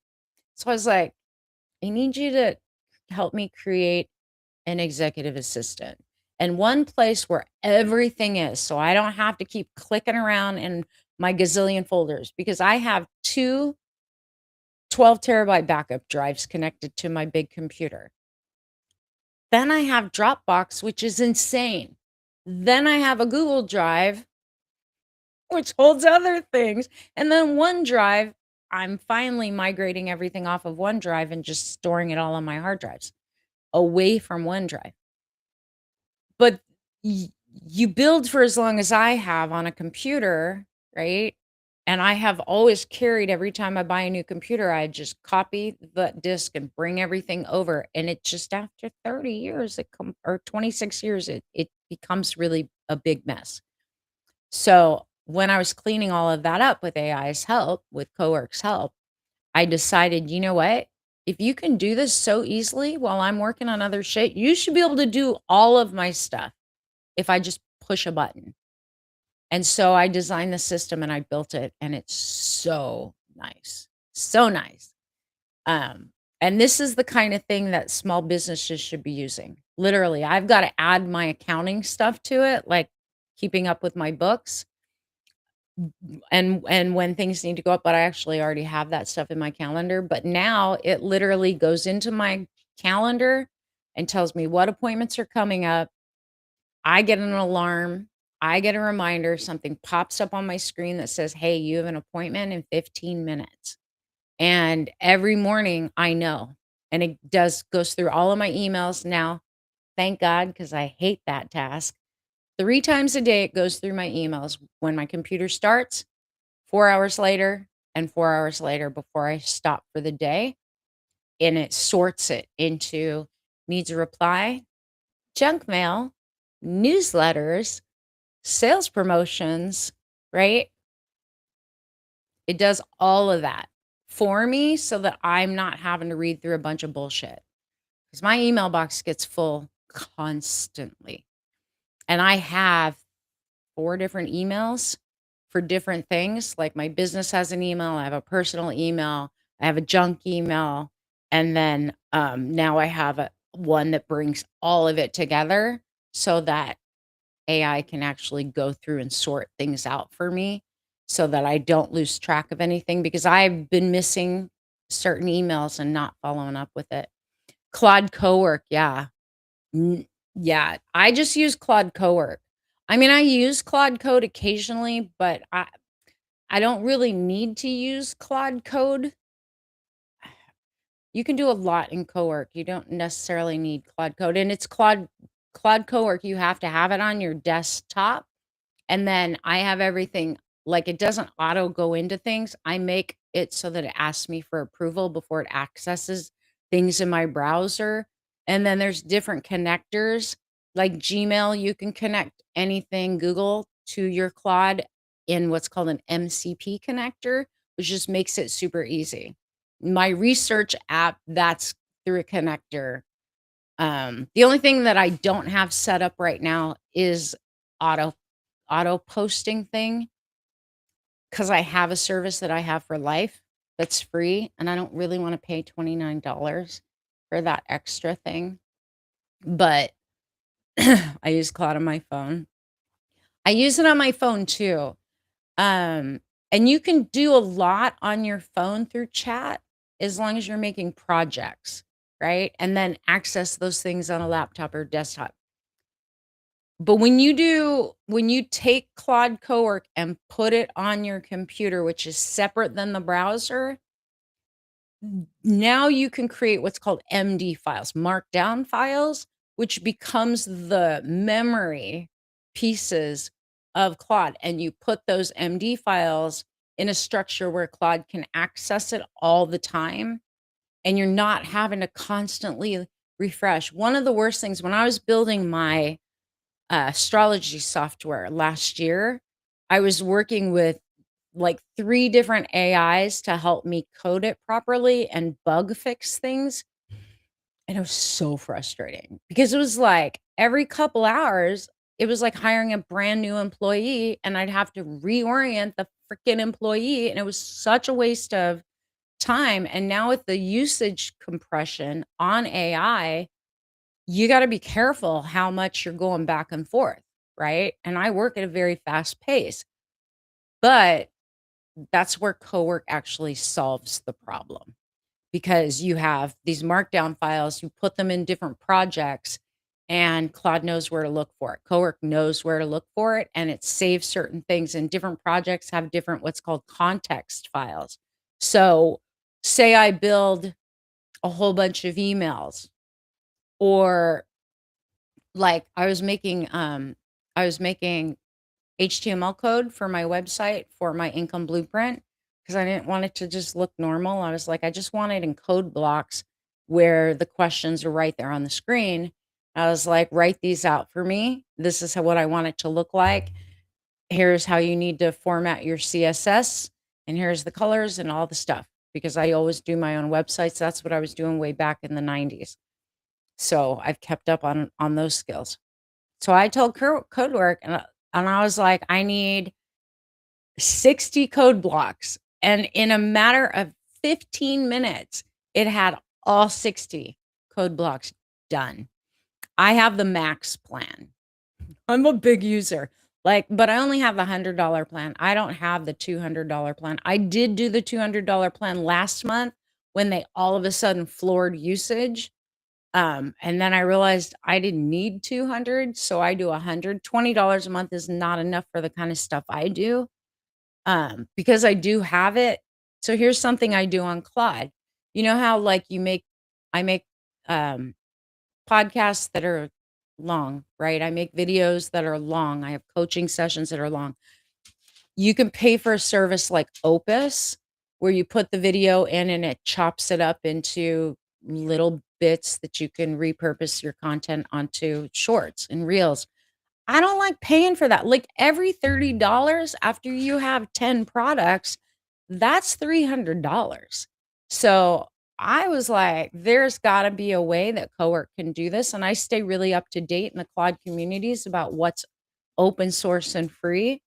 Claude Cowork you can set it up so it can use an open source video suite called Remotion and a service called Whisper where it can transcribe your video for free and it will chop your video up for free and then it downloads all that chopped up stuff and I can tell it I want to go from landscape to 9 by 16 or 13 or whatever it is, TikTok style, literally.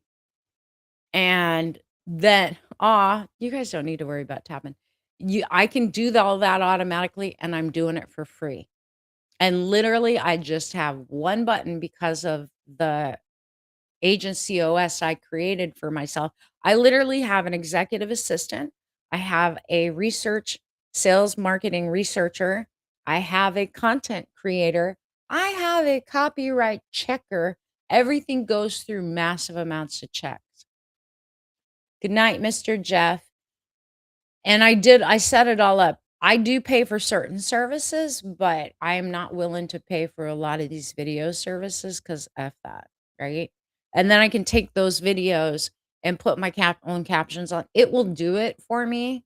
I don't like the way they look. I like just taking the videos and uploading them to TikTok, adding the captions there, and it's all good.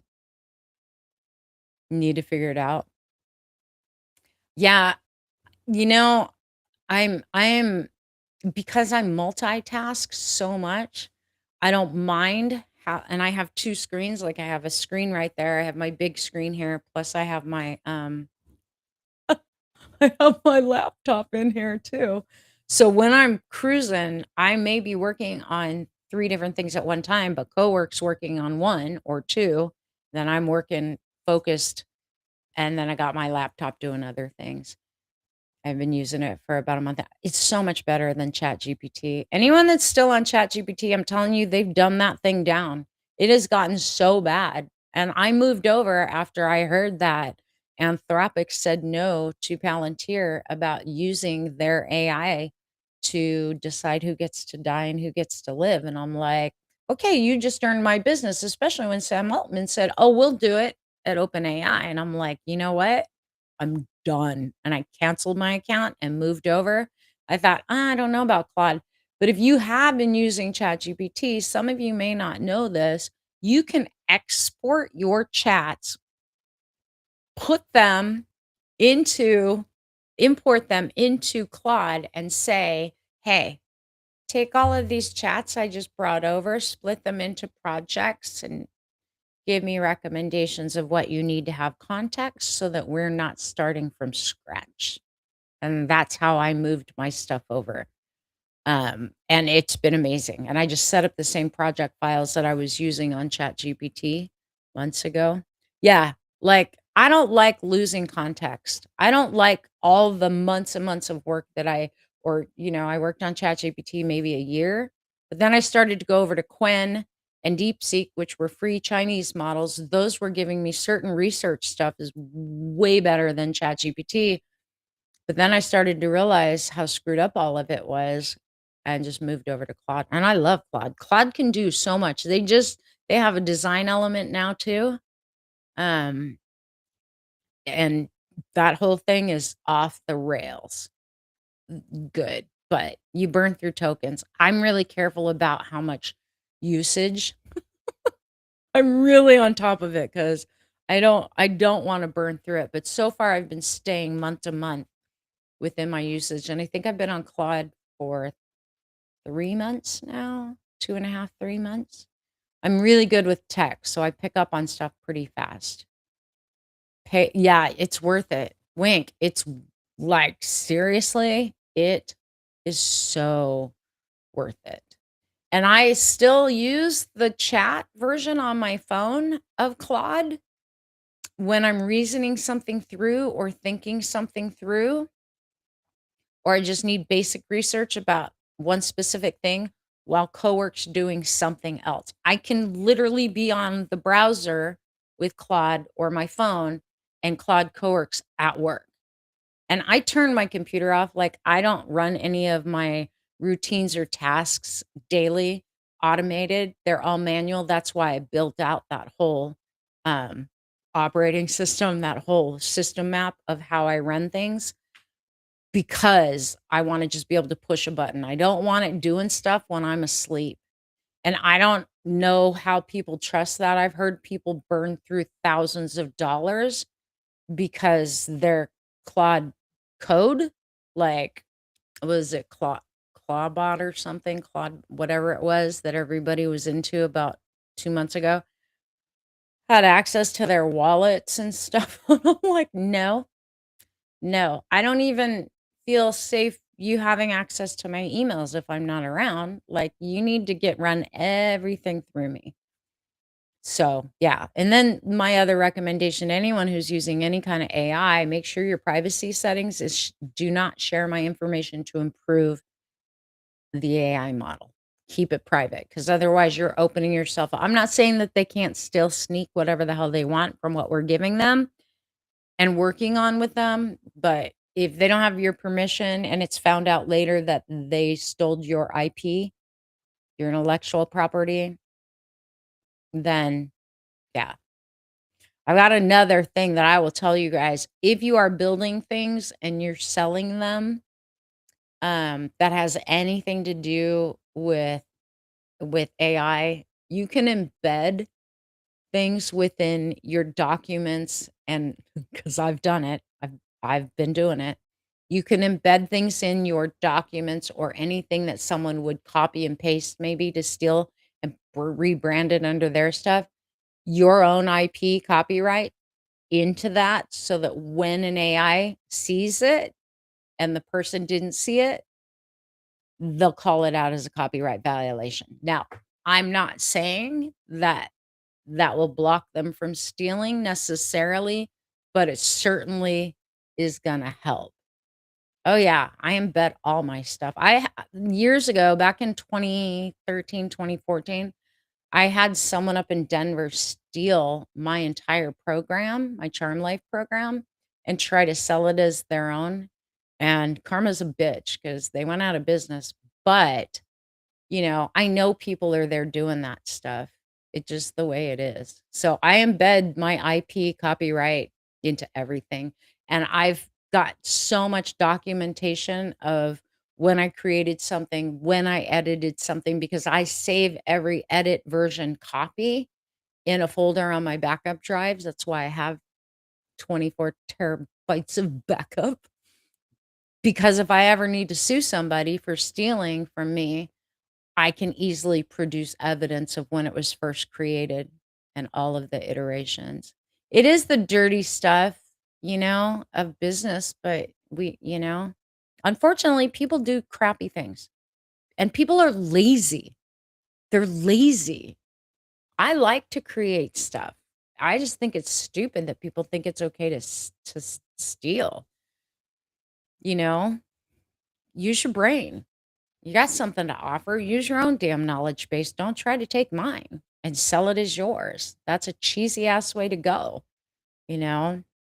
But I've made it so that it's really difficult. If people try to pass it off and change it, that copyright's on everything. Every PDF I make, every MD file I make, every Word document I make has that copyright and IP warning. Like this has been sold for personal use. If it's reproduced or blah, blah, blah, like it's embedded. And some of it you can't see, but I know it's there and AI will pick it up. So I'm smart when it comes to stuff like that because I don't like being ripped off. Um, and if it happens, I always have my guardian angels watching out for me. I'm like, you shouldn't mess with me because my angels always let me know when somebody's up to no good and they'll lead me right to them. Karma's a bitch. But yeah. Anywho, seriously think about it, people. Where are you right now? Where do you need to go? And if you just need to make side money, like you may want to check out the income blueprint. It's $147. I'm not kidding. It is worth a lot more. Like it's 12 parts. It takes some time, like some hours to complete, but it is based on the work I take my private clients through when they're making a career transition, when they're changing industries, when they're pivoting. And I work with quite a few people right now who are going through having to either leave the government, leave a corporate job, or they got laid off. I have a lot of people like that are trying to figure out what am I going to do next? How do I even sell that? Because when you've worked for a company or an agency or certain industry, your brain gets locked into the role, the job, the task that you're used to. And then when you lose that salary or you're afraid you're going to lose it, so you're starting to look at options, you're already in that survival mode mentality, which shuts the ability to see the skills you have and recognize like what you can offer to the world, right? Yeah, the system's horrible. Like it's so much better to work on your own. Sad when they steal physical things, try to pass it off as their own. It really is. It's so bad. Anywho, so I made it as accessible as I could, like $147.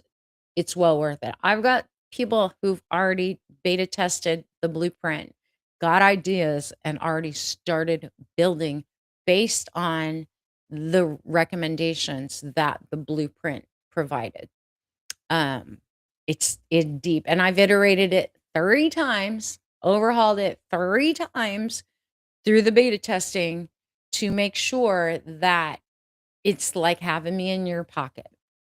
And when I charge what I charge an hour, most people can't afford me.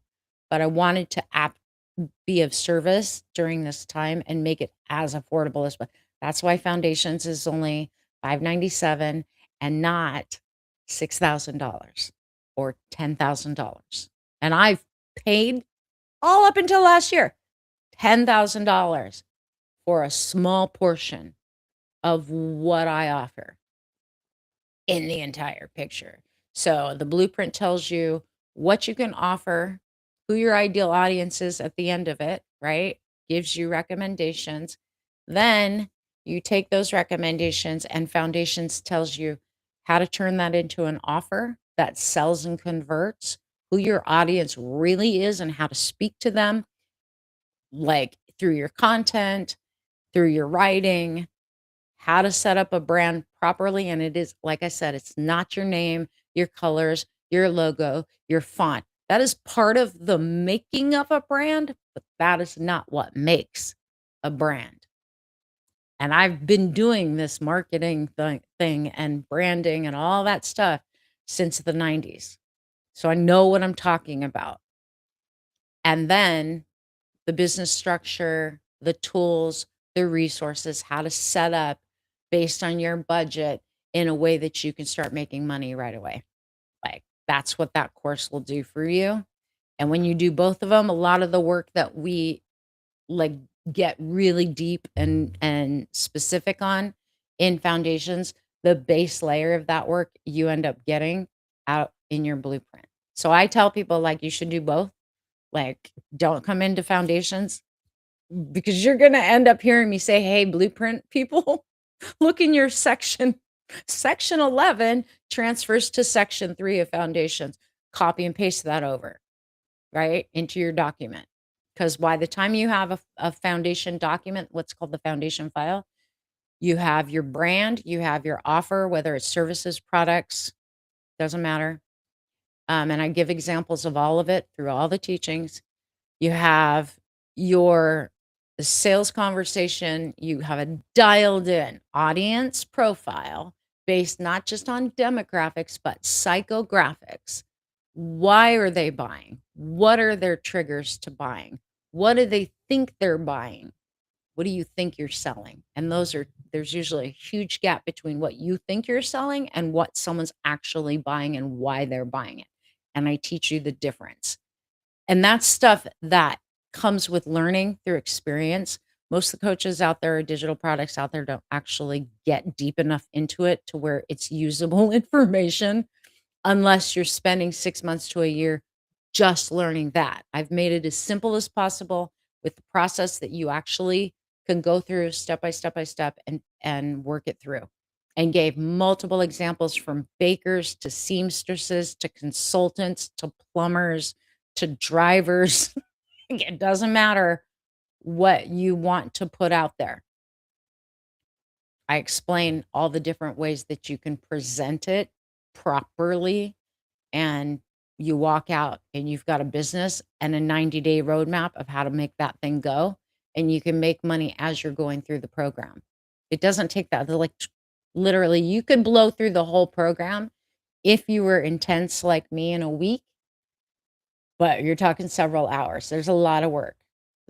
Like putting things together and really thinking them through.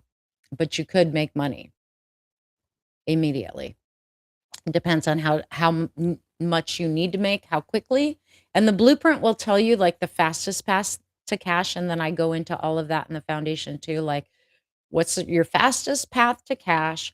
What's the longest sustainable income that you can create? And like break it down because there are several different what I call forms of currency. Sometimes it's trade and barter because you've got skills you can use right now, but you haven't put together an offer, but you need to go to the dentist. The dentist needs something that you can offer. Trade right now because that's money that you're not putting out of your pocket. That is a form of currency. Most people don't think like that. But I've done them all and I've seen them all throughout the years. So I teach all the different layers and levels. And It's invaluable to know and learn in the environment we're in right now, and I'm gonna say this before I go. Always think about starting local first. I wouldn't have said that 10 years ago. We were not in the boat that we are in right now 10 years ago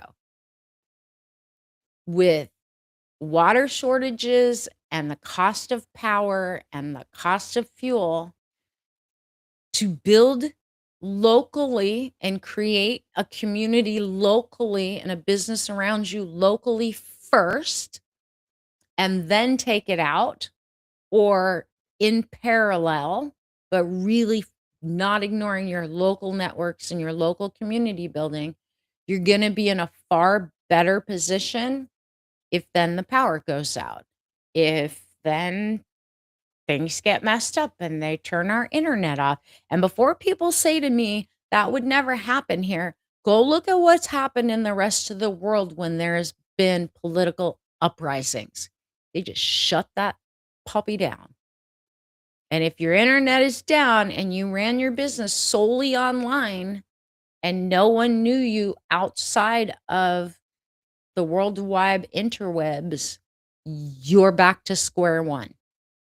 Don't put yourself in that position and read between the lines because I'm warning you, we will see those times that they're already removing free speech, right? It is a means of control, but they're already trying to tell us what we can and can't talk about.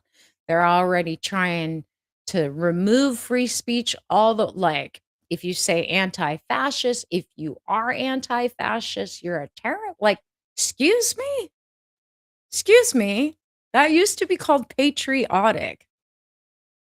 What is happening? So I'm just saying, like, in the time that we're in right now, those are my recommendations is think local, but then expand global.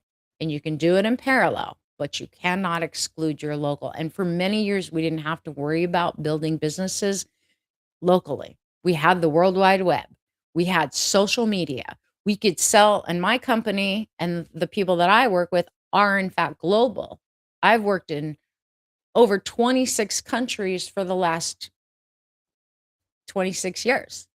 I think it's like 28, 29 countries. It's a lot of countries. I have clients all over the world. But it does no good if the power goes out or the internet goes down, right? At all.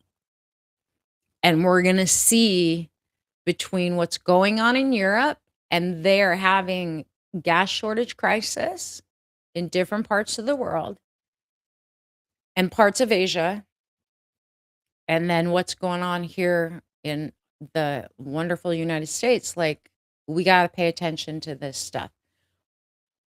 If you got a market outside of your local area, good, fine. But don't limit yourself to just the internet. You got to be able to do stuff locally too, because there will come a time in the next 2 years where we're going to have to really be connected to our communities locally. Just saying. Like I said, read between the lines. That is why Spirit pivoted me from hyper focusing and doing what I've always done and what I'm really good at. And I really love doing it. I still do it. I'm just not talking about that stuff. My Charm Life program's still up.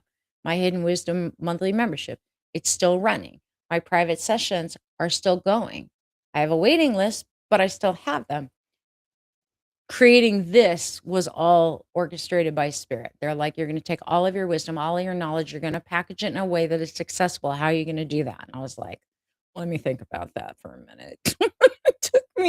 it took me a bit to be able to create the process and the system map in my head and then get it on paper and then start working through how am I going to pull this off and where does it start? You know, because I'm not known as a business coach. Yeah, I help people with business all the time. I have a lot of clients who are coaches and entrepreneurs and consultants, but they've all worked on personal levels with me. And then if they do need business help, we just get that done too. And I'm a high performance coach. Teaching this aspect, I haven't necessarily focused on So I was like, there's enough of those people out there that teaching this. Unfortunately, a lot of those people are still charging up the butt and not making it accessible to people who actually need it right now. And we got more people unemployed than there are jobs. And unfortunately, that gap is going to widen, not get smaller. Just less jobs, more unemployed, more layoffs coming. It bums me out, but then my thought is, all right, sovereign income, let's get her done. Teach the people how to be in business for themselves. It's not as hard as you think. It really isn't.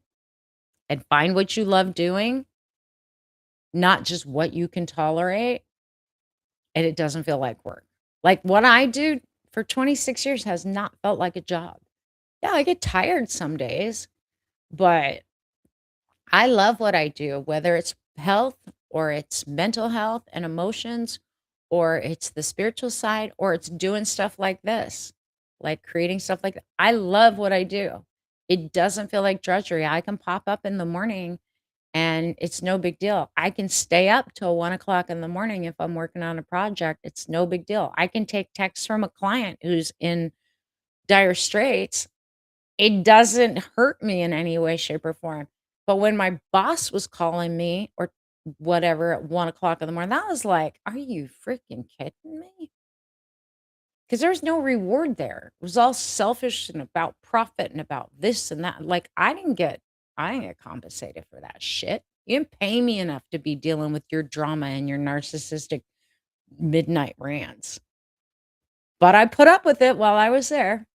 Not anymore. And I hope everyone that sees what's happening from healthcare to education to insurance to technology to the government to the energy sector, they're just cutting job after job after job and more on the way. And I'm not saying that to scare you. Go read the news. Go read the real job reports, the financial market forecasts for the next 6 to 12 months, and you'll see exactly what I'm talking about. I've been tracking these patterns for the last year. Couple years, I knew it was coming, and it's here. So let's do something about it, right? Let's do something about it. Be your own boss. Make your own money. Don't let someone tell you the limit at which you can earn. When you work for yourself, that's one thing that I learned very fast. Oh, shit. My income is just based upon how much I'm willing to put out and work and charge. It's not capped, and I don't work like my focus has not been by the hour. I don't think like that anymore. When you work for a salary, you're like, "Oh, well, if I get, 10,000 a month, how much is that a week? Is that worth it?" Like, I decide what I want, what I need, and I go make that. And it's amazing when you have recurring money, income, and revenue that continues to come in as you continue to provide things. It's nice when you have what's called evergreen things that just continue and to help people, but it doesn't take you showing up every single day. I've only got so many hours in a day to work with private clients. Like I said, I pretty much have a waiting list for health and for one-on-one private sessions. So to be able to do this stuff and put it out there and help hundreds, hopefully thousands of people get independent income is going to make me so happy. But Spirit told me to do it. And whenever Spirit has said do something, it usually goes like gangbusters because it's what is needed at the time. And who knows what we'll need in 2028. For right now, this is what apparently everybody needs. So I'm made it. The first two parts are already released. The first 3 modules of the foundation course are complete. I have to update the last 2 modules in 3 lessons in module 3 of foundations. All of the income blueprints done. That is available fully. Foundations is available to start. And then the quiz is out there. That's completely free. Take the income archetype quiz, super accurate. tells you if you have what it takes currently to be in business for yourself. And it doesn't mean that there's ever bad news, but it will give you next steps and kind of an understanding of if you do wanna earn income on your own, what you need to think about, what you need to shift, how you need to look at things. So that's always the starting place, and that's completely free, and it's fun. It's, in my bio, links in the bio, so go check it out. Um, Other than that, happy Friday. I got busyness all weekend. I got my granddaughter's spring ballet recital tomorrow, and then I'm back to work on finishing all these edits and recordings and la la la for foundations. I want to get that done by next week so that I can move on to a few other projects that are awaiting me and yeah. After I get done with all of this, I'm actually going to do some tutorial videos on how to set up stuff, and I may just teach a master class how to build exactly what I built, that agency OS that I showed you guys, how to build it and set it up and how to explain it to like AI so that it can help you do just that. Like set that up and become what I call my battle board. Literally, this is my daily battle board. This is where everything is. These are all the things, like all of my services, programs, and offers are all on that OS. Literally, the description for it. So if I were to say I was to get cancer again or I was to get sick, I could literally just push a button and say, I want to make some content about this and send out an email to my people and write a blog. And now I just push a button and it goes through all of the 17 steps of creating it. And I tweak it, I fix it, and it knows my voice. I've uploaded my book that I authored. I've uploaded several different things that I've written, and throughout the years, I've uploaded videos so that it can train on the way I think, the way I talk, the way I reason. I give it certain bullet points and just say, these are the things I want to cover, organize it into content, and it spits it out. So if something happens to me, I can still easily work. And after having cancer and having my life like disrupted out of the blue, to have a system like this just gives me a little bit more peace of mind when I need to take downtime. Like it's okay, you can do it because you got like 3 employees for $100 a month working for you, and it works. So I want to teach other people how to do it. Spirit speaks to you at 2 a.m. Spirit's been waking me up a lot the last few nights since the full moon. Like, I've had a hard time because I just wanna sleep. Like, I've been working a lot. I just wanna sleep. So, if y like, a lot of people have been telling me their sleep's been disrupted in the last week, and I do think part of that is just the heartbeat of the planet shifting, changing, and kinda oh, you didn't know that?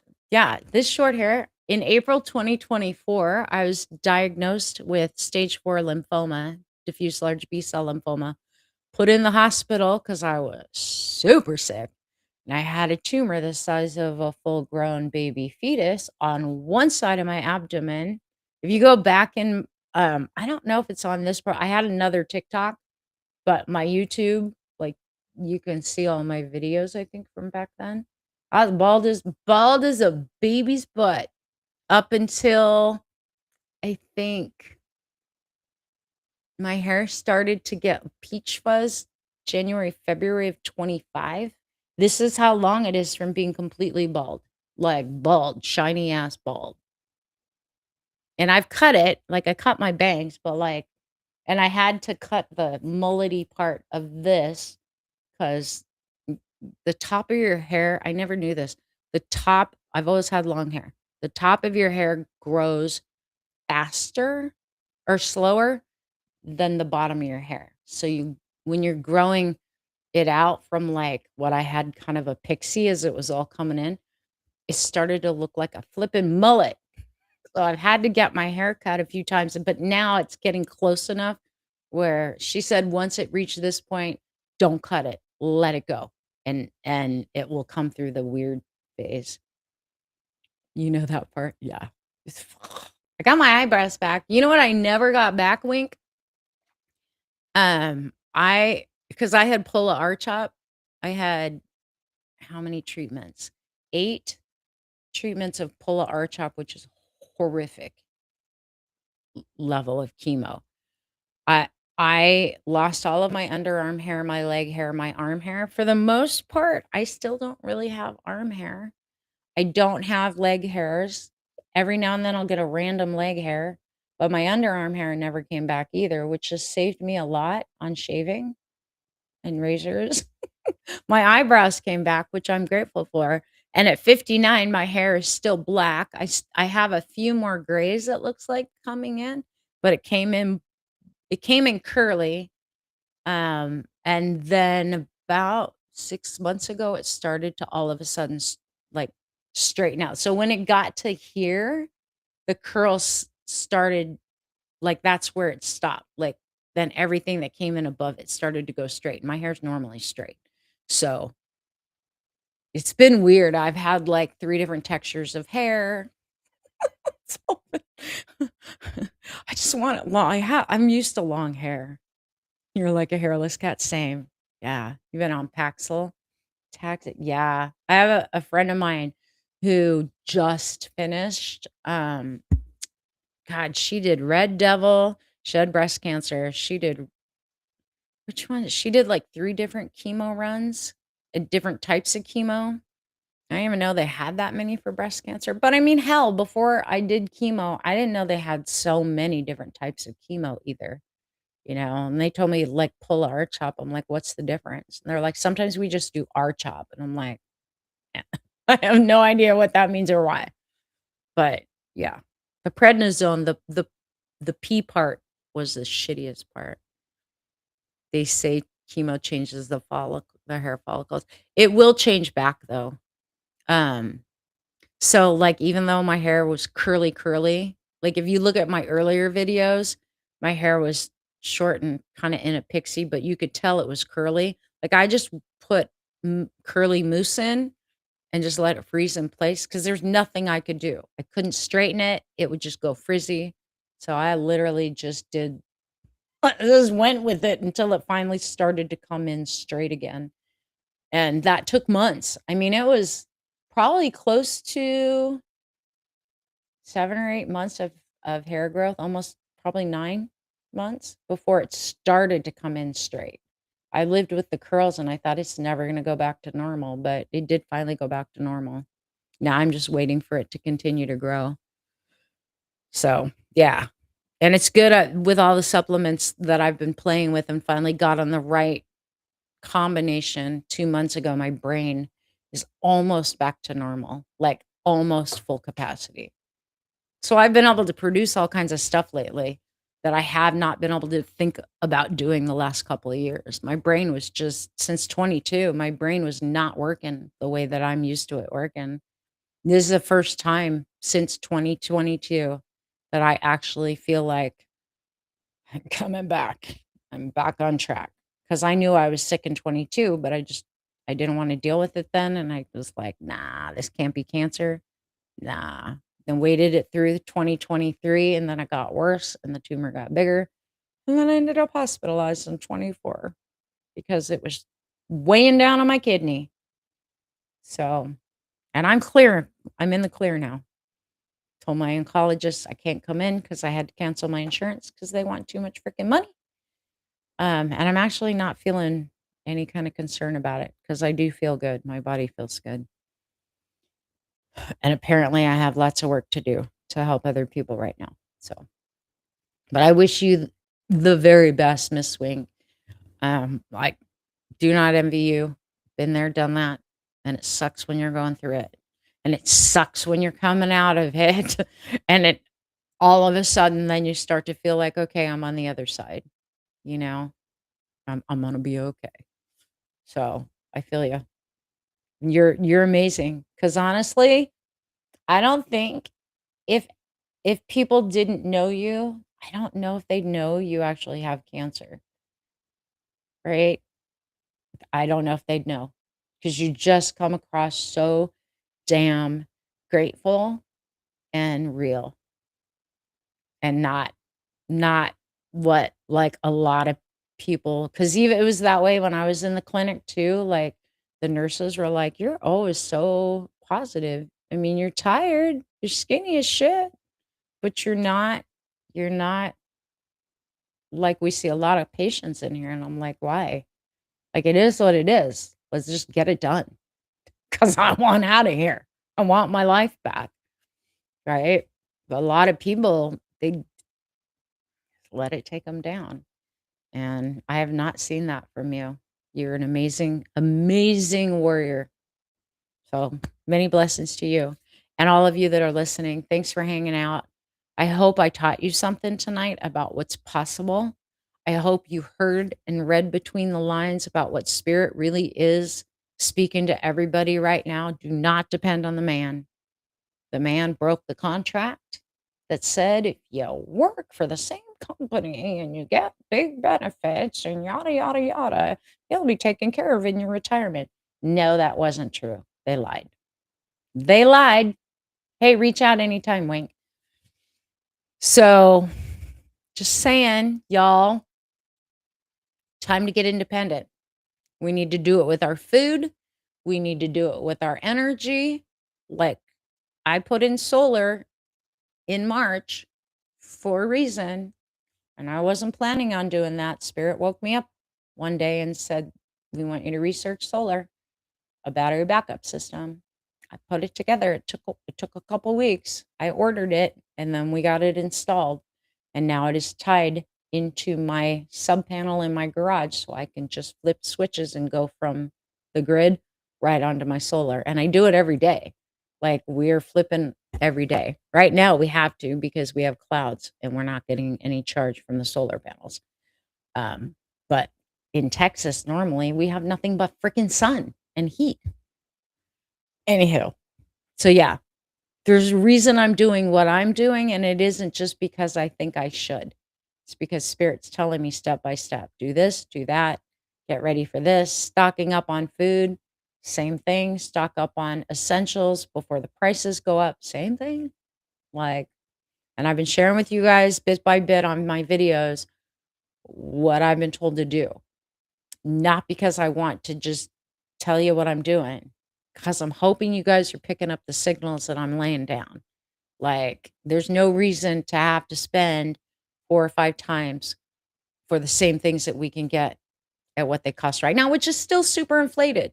Everything's super inflated, just saying, right? All right. I will see you guys later sometime next week. I will not be around for the next few days. I'm not going to be making content. I'm not going to be coming live.